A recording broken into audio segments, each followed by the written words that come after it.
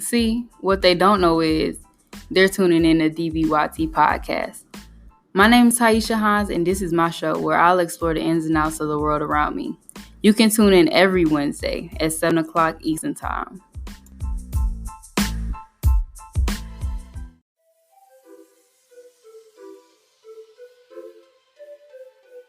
Welcome back. We are tuning in to DBYT. This is part 2 of Shooting Shots and Dealing with Rejection with your host, Taisha. And we do have Javon and Giselle here to give us their follow-up from part 1. All right, everybody. So we back. My next question for you guys is, do you have any tips or tricks that help you gain the confidence to talk to the people that you're interested in? Yeah, I'm gonna start. It's your turn to start off. You know, you kind of been in the background. She said, "Well, you coming and getting the leftovers. You know, towards the end. Not the leftovers. First of all, she started it off. Don't even do her like that, bro. Damn. He got comfortable and said, I'm gonna say with these questionnaires we've been having, I think I've been kind of starting it off, not her. Anyways, go ahead, girl. Don't get beside yourself. Okay, so for me, I'm not gonna hold you. I'm a eye contact type of girl. So I'm very blunt and I have a very outgoing personality. So I'm not scared to talk to anyone. So I'm not shy. So if I do like have some interest or like see a guy at like a party or like a restaurant or something, it's just for me eye contact. And it's like a few seconds. If I look at you and then you look at me and then we look away and then we look again and then I'm like looking at you and you looking at me, then it's like, that must like, what are you doing? Now we're having a staring contest. Like, I need you to come here. Are you coming or? So like for me, that's how I go about it. I really just shoot my shot with my eyes. Okay. And that's really it. Mr. Blunt up top. What's up? What you doing? I'm gonna be honest with you. I know y'all been able to see me and stuff like that. And when my face is straight, that's usually what it look like in real life. I got that RBF face. So then a lot of the time, some females, and when I go and talk to them and, you know, we have a conversation and stuff like that, they're like, oh my God, like you are so different. And I'm like, what do you mean? They're like, oh, well, you know, I didn't want to approach you because you look so mad and so intimidated. I said, damn, I like, is it that serious? You're like, yeah, it's like that. I was like, okay. But not like what Josh said, like, if I start feeling some type of way, I'll look at you, I'll peep you and stuff like that. But I can't be playing this damn game. I just go to you. Honestly, I just go to you. I just be like, hey, how's it going? You know, how's your night going? Stuff like that. Honestly, based off the first couple words, sentences or something that's coming out from either her or me or something like that, and I feel like there's no vibe going, I'd be like, have a good rest of your evening, night, whatever it is, and just move on. Because I'm gonna be honest with you, I've had some females real bold come up to me, hey, how you doing? Good. Where you from? I know a lot of people say that like as a female they don't go to men. How is that for you then? Oh man, I'm gonna be honest with you. When I came here to Valdosta, I think this was probably like maybe like the 4th day in of school or something like that. I was inside Palms. I was in the cafeteria. I'm looking for some friends and stuff like that, and you know, I just gotta see and stuff. Whole group of girls come up to me. I'm like, oh God, here we go. I know how this shit gonna turn out. But anyways, let's see. They come up to me and they're like, oh, where you from? Florida. Okay. You got a girlfriend? Nah, I'm good. You want a girlfriend? Nah, I'm good. They pulled out the Normancy. They like, you got any hoes? Nah, you want some hoes? I like, whoa. You what? Yeah, I'm not fabricating this. I'm not making this. I put this on the Bible, man. Those Georgia girls were something different because I'm like, hey, listen, in Florida, we something. We ballsy. We we heard something about else. y'all. Yeah, but Florida is crazy. If you just type in Florida man on Google, you will be there for hours. But yeah, no, I would say, like, as far as what an approach for a female, I try to change up the way, like, I kind of present myself in a sense, because, like, I know my face looks like it's mad all the time, so I try to, you know, I'm not being convinced. Trying, you know, like, because like I said, it's like my facial expression is one thing, but then like once I start to talk to you and stuff like that, and then we're having some sort of flow going and stuff, it changes, honestly. That's how I see it. So, okay, I just have a question. Yeah, go ahead. I'm just not understanding. For ladies and men, do we not have, not even, I'm not even gonna include myself. Do y'all not have any other questions to ask? Like, why is it all the time guys and girls always be like, where you from? Where you from? Where you from? Oh, I don't say that. Why y'all don't be like, how's it going? Or, you know, any other thing? Nah, I ain't even gonna cap you on that. I like to think outside the box. I like to think outside the triangle, circle, square, any type of shape, honestly. For me, when I come and approach a female, I literally like, because me, the first thing that attracts me to a female is their eyes. I love like different eye colors. Something with the eyes says something about an individual.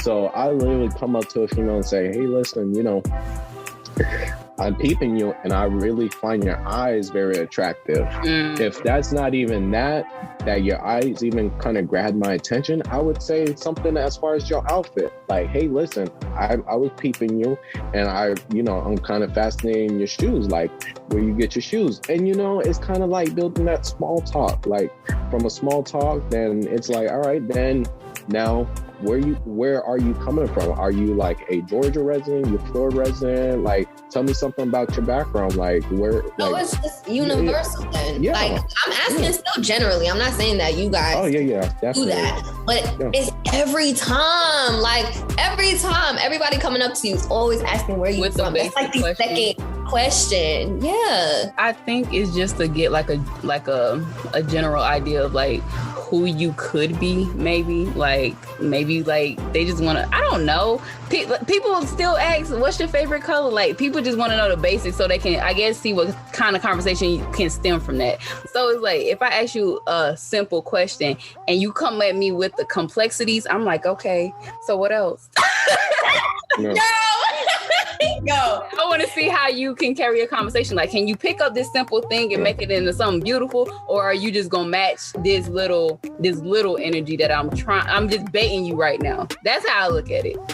I'm a person that kind of get bored easily. You know, like if the conversation ain't going and I'm having to put forth conversation and I'm like, hey boo, you know, how's your day going? Like, what you do today or whatever. Like, hey, like, how's your day going and stuff like that. Like, oh, I gotta counter you on that part. I don't like when people ask me that every day. It's not even an everyday thing, but it's just the whole conversational thing. It's just like, hey, like, tell me how's your day going, or what did you do today, or like, do you want to go and do some sort of activity? I feel like if there's no sort of excitement in a sense going on, like, I get bored. I'm like, I don't think it's gonna work. That's fair. Now go ahead and put your input in, girl.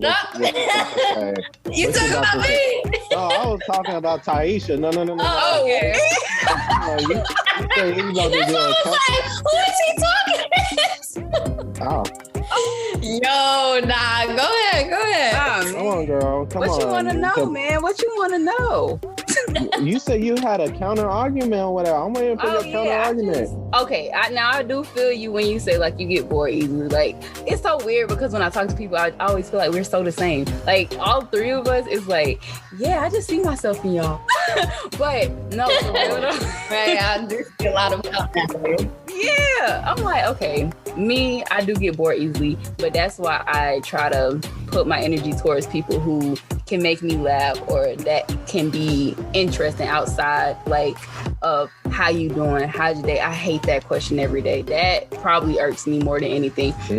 At least come to me with something different, like, guess what I did today? And I'm like, you know what you do today? Like anything different, or we can just start it off different every time. I like consistency, but I like spontaneous consistency, if that makes sense. It sounded good. No, that was actually good. That was good. To get back to my little tips, but rejection isn't the worst thing. A no is just another opportunity to achieve something greater. I've been reading, guys, books. Yes, I know, right? So crazy. So I've had different goals this year. I've been trying to get more into reading and expanding my mind and everything. So I've been learning that, which, it's like almost kind of a reminder, like, no's are acceptable in my opinion. I know some people ride with the, if I do this for you, you got to do this for me. I don't feel like that. I feel like you're asking me something or you giving me a choice. No is a choice. And if I give that to you, then, it is what it is.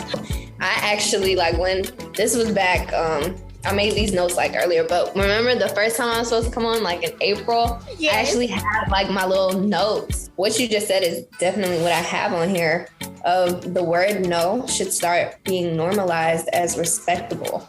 And that's definitely something that I strongly believe in, because a lot of times no is so viewed as disrespectful in a way and negative. And especially like if someone is asking for something, maybe an act of service or a piece of your food or anything like that that may belong to you or that you possess, and you say no, it's like a, what do you mean? I think that the word no in general can save you from a world of disaster, headache, and heartache, because even like just connecting it back to the approaching people, and sometimes you're gonna get no's. Like maybe that person was not for you just because of the simple fact, like what if their family just didn't like you and was trying to you up, you know what I mean? Like you never know what the reason for their no is, but I think just being able to accept it and move on and finding greater things is cool.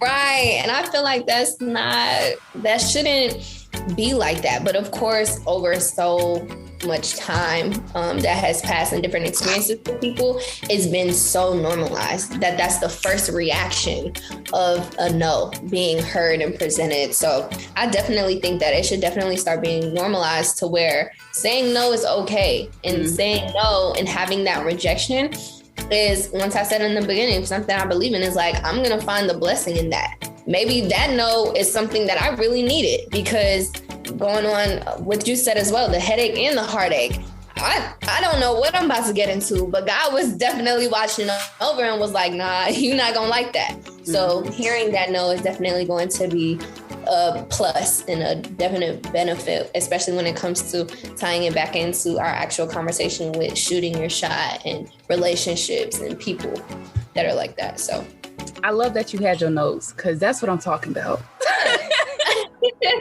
I tell people sometimes, I'm like, because a lot of times you get into this space and a lot of people either don't know what to say or they forget like some good ideas that they had. And I'm like, if you are that type of person, I advise you to write it down, because I'm gonna write my stuff down. Because sometimes I just like, I sit there and I think, I'm like, dang, what else can I say? Then I'm like, you know what? I want to talk about a story. I just put a little note, keep it going.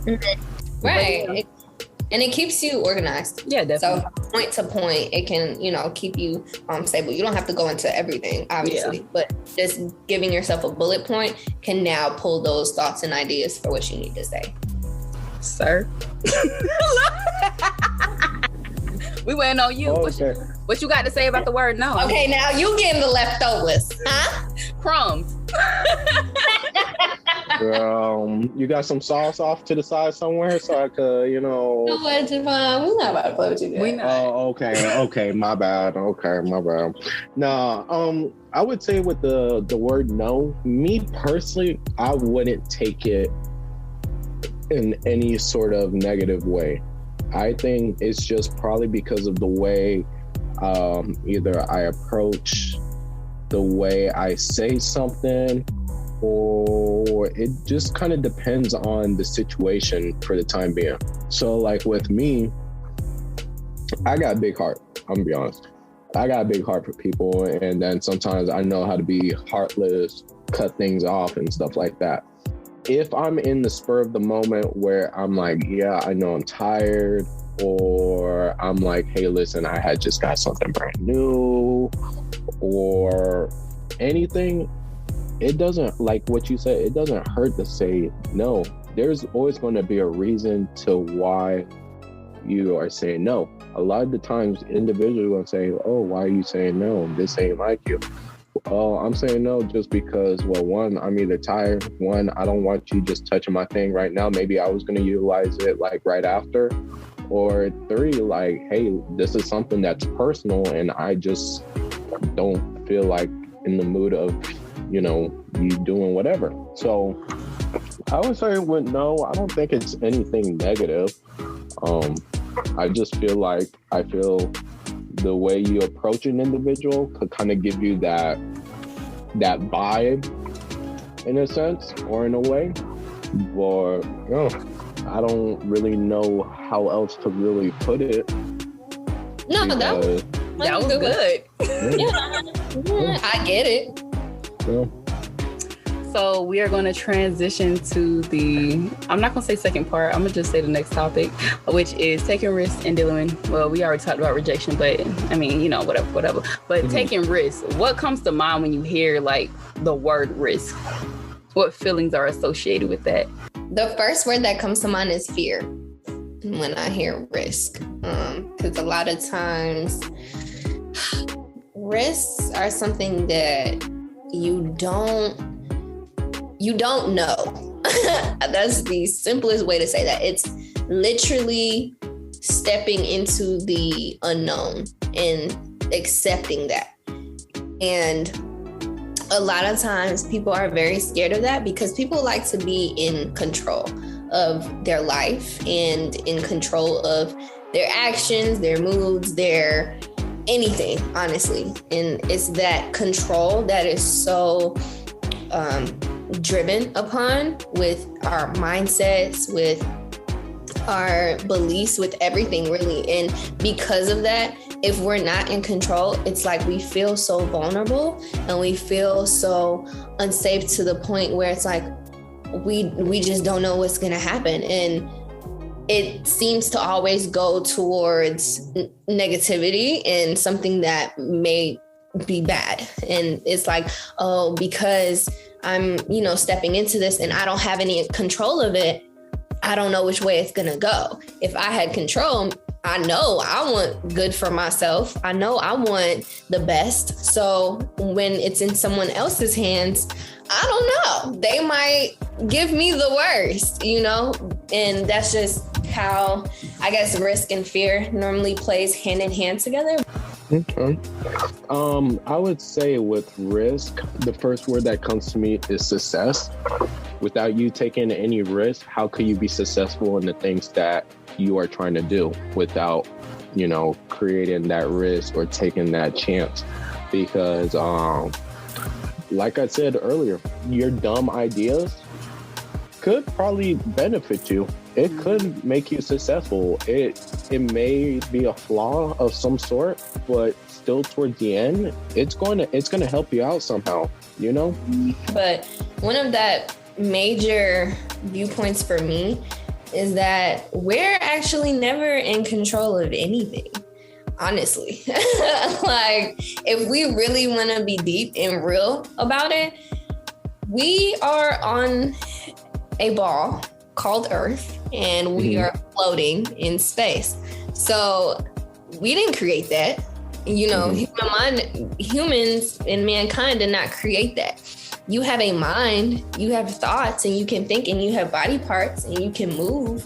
And, those nuclear cells that connect and cause those electronic state, they, have sensors, and now we can move our arms, and we are in control of movement and certain things that we may think about and what we might do. But overall, as a big majority mass, you're not in control of everything. And that goes to the higher power that is truly. So once you really accept that and have that understanding, the unknown just becomes so much better, for an understanding, and for accepting, because once you really realize that, it's a lot of things that you stop stressing over, and you stop even, really caring about, or really looking at it in the sense of, oh my God, I don't know. And you start getting overwhelmed, and it's so hectic because you're like, I don't know what to do. And it's like, that's okay if you don't know what to do, because it's going to come to you.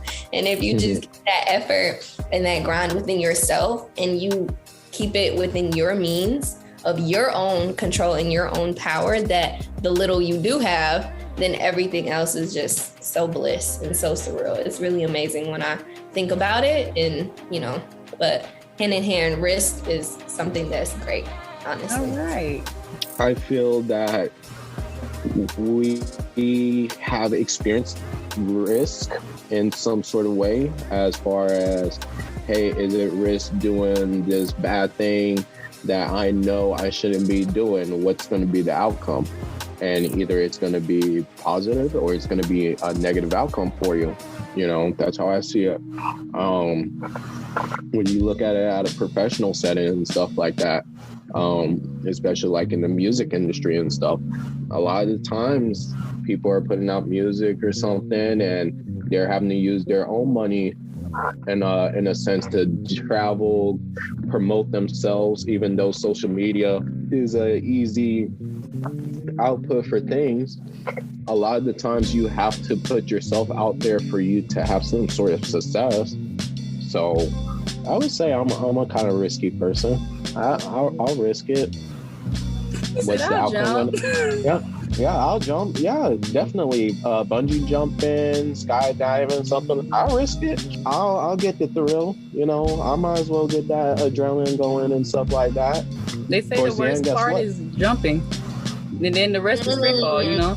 They said that, I think it was Will. I know it was Will Smith. He talked about the first time he had jumped from a plane, and it's like, you're scared because it's like you've got to experience something new, like, oh my gosh, I'm about to really jump. Like, am I going to jump? Am I going to survive? Like, you have all these thoughts in your mind, but then it's like when you actually subtract the fear, you feel the moment of bliss, and you get to experience a whole nother idea of what life could be. Like, it's a freeing moment. I have not skydived yet. My older brother has, but I haven't yet. But I do plan on doing it one day. It's so fun. Oh my God. How was it for you? Technicalities though, I didn't do the actual jumping out of the plane. Okay. I did the indoor skydiving. So I got, I think, one more to go, and then I'm on to my real one. So I'm so excited, and it was absolutely amazing. Like, oh my Lord, it was just so fun. I don't know. It was so fun because it's such a surreal experience. And one thing that I love is that we're so small. Like, we are so small. And sometimes really looking at it is like, we're just this itty bitty body in this huge world and universe. And it's so exciting to really just be a part of it and to experience things like that, because the rush that you get and the thrill of it all is I don't know, it's just a huge refresher to just keep you going and keep you excited about life, period. Yeah. And to make sure you don't, think of anything negative or crazy, because for what? Right? For what? It's so unmeaningful. It doesn't matter. It does not matter. And one of the biggest parts that I remember is for indoor skydiving, you do it with a set of people. I think you are able to get a package deal where you can do it by yourself or whomever you're with. But if you do a regular one, I'm not sure, but you are paired up with different groups of people. So when I went, I was paired up with it was 4 groups in total. So it was 8 of us. And each set that went, you just see them go up and you see the instructor helping them, and you're just like, whoa! And you don't know these people at all. You've never met these people, but to absolutely share that experience with them, it's also so re-engaging. And it's oh my gosh, because you can know and you can connect, we are the same. You got arms, I got arms. You have a mouth, you have a nose. just because we might be different colors, or you might be taller, I'm shorter, it's like, it doesn't matter, because they're still getting the same thrill. They're still getting the same experience. And to literally see them go from being so scared, because there was a lot of people that was so nervous, and you can see like, oh my God, I don't want to do it. And then when they finally burst out of it, and then you just see them like taking the instructions and going, it was absolutely amazing. It was like, just really a connecting moment with one another, and seeing people that you don't even know, and seeing how they can come out of their shell and they can have fun. And now we're all pairing up after, and we're like, hey, how did it go? And what's going on? Like, how did you feel? And I was so embarrassed. I'm not gonna hold you. When you're up there, you drool. Okay, so spoiler alert, you drool. I kid you not. I came back down from coming on my turn, and I'm over here just screaming at everybody. I'm like, whoa, it's so fun, da, da, da, da. And then I feel my mouth, and I'm like, oh, shit. I have drool all over my face. I was like, but I didn't even know. And I'm in these people's faces just talking my ass up like, yes, it was so fun. Make sure that you go like this. And I'm just like, once I realized I have drool on my face, I'm like, oh shit. But it's so crazy because they didn't even say anything. They were just smiling at me. They were just still laughing. And just overall, it was like, absolutely love that experience. And yes, you will drool. I don't care what you say. It's going to happen. So own it. I be drooling in my sleep if that shit good. What you talking about? You're drooling in front of like everybody. I want to go back on one of your points about the negativity. I feel like being negative is, like you say, it's purposeless. Like, it's not going to change the situation. So the only way to really like flip something on its back and just change everything, think positive, speak positive, be positive. You gotta be that, you know what I'm saying? So everything could come and connect, because I believe in the spoken word. I believe in power of association. I believe in all that. Manifestation. I believe in all that, because it's just like, it's so much. You never know what you can really get out of this life. So it's like, what are you actually losing if you be positive, right? So I did want to go back and just give y'all my word that came to mind with risk is opportunity for me, because in comparison to yours, Javon, you said success. With risk, you can fail, and that's okay. I feel like failure is a part of the learning process, and you learn way more when you fail than when you actually win, because it's going to be times where you fail so many times. You'll win a couple, but you're going to fail majority of the time, and that's okay, because now you know what not to do, what works, what doesn't work, how to fix things. Like you start making those connections, and you can always apply them to your next situation. So I love that. I love the fact that when you do take risks, like right now I'm taking a risk by doing, like I told you earlier, I started a business this month. I'm so excited. Like I'm going through things every day, learning like how to talk to more people, how to be, a better person, better version of myself. So that's real cool. I just graduated from college in May. So it's like, we moving. We going fast, because it's like, when I think about my life, I think about my kids that I don't have any kids right now, but I want kids. Like I want kids in the future. So I just want to make sure that if everything else goes left, I have things for them that I can pass to them. Like I can give them the knowledge that I have, especially it's another reason why I started my podcast. Like, because if something happens to me, I have all of this for my kids to listen to. So I always have this backup plan to be like, I can still teach you if I'm not here. It's like, I know somebody gonna tell, like, hey, your mom, she was pretty fire on the mic, you know what I mean? So it's just like, even if 2 people listen to my podcast, I don't care. As long as I'm helping people and putting myself out there, like, to help the next person, I feel like I'm winning, But yeah. Absolutely no. I got excited. That was absolutely great. And I love that perspective. I never even thought about it like that. Like when you have kids and you have something here, like that's gonna keep going and keep growing. And even when you're gone, God forbid, but even when that happens, unfortunately, it is like you're leaving your mark on this world, and for however long it is. And that's the beautiful thing about seeds as well. So whomever this may come across and they hear it, and then boom, whatever we say in this conversation or in the last conversation or in the next one, and it's like boom, like they take that and they nourish it, and then boom, they blossom into a great person, and then they proceed to do that onto the next person as well. So that's amazing. Yes, ma'am. Yeah. My question to you is, what are some risks that you've taken in your life? Some risks that I've taken in my life, going out of state for school. So I ended up, I think, kind of talking and covering it a little bit. So when coming in college, I had a little bit of offers to kind of go to a certain school, and there's some applications I never finished. And I decided to go out of state to a school that I applied for, and I enrolled, was a student athlete, a work study student, and a full-time student. Went out to Iowa, spent 2 years there, had opportunities presented to me, kind of turned them down. And then as far as being here in Valdosta, almost the same thing. So I would say the risk from that is kind of going outside of my element, which I've always seen and done growing up, and I've always sticked with it. So all right, Miss Lady, what risk have you taken in your life? Oh my Lord. That's a really good question, because I really do have to think.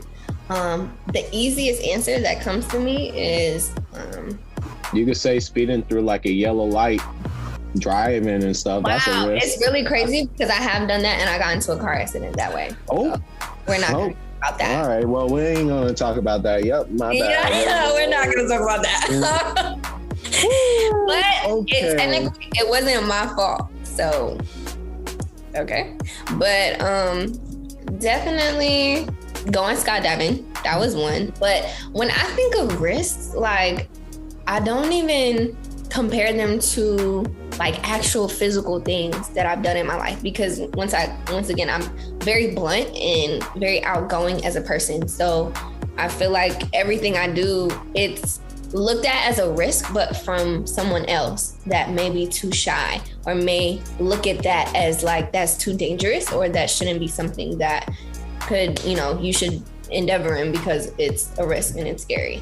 So for me, definitely now, one of the biggest risks that I can say that I've probably done is to really step out into the unknown of my life and really just have faith take care of everything for me, and really trust and believe in that, because it's been so hard sometimes when I really look into my life and see certain things go on, like my family and certain experiences that I've been through, and, just not know where to go with them. So for me, it's more of an internal thing, and it's more of a mental thing. My risk is to really let go and let God handle the things that need to be handled, as well as, doing different things that can cultivate peace for me and can bring a lot of light to a lot of situations. So definitely just bringing in that risk factor of letting things happen the way they need to happen. And that's, something risky for me on my end that I'm. Okay. Well, today, we gained a lot of insight from you both. I appreciate you guys coming out here to talk to me and share your experiences and everything. So now is the time, if you want to, you can drop your socials. Well, it is at Giselle Sky on all platforms, period. That is all. That is it. All right. Thank you, Jesus. But yeah, guys, that's all we have today on DBYT. I'm Taisha. Those are my lovely guests, and we out.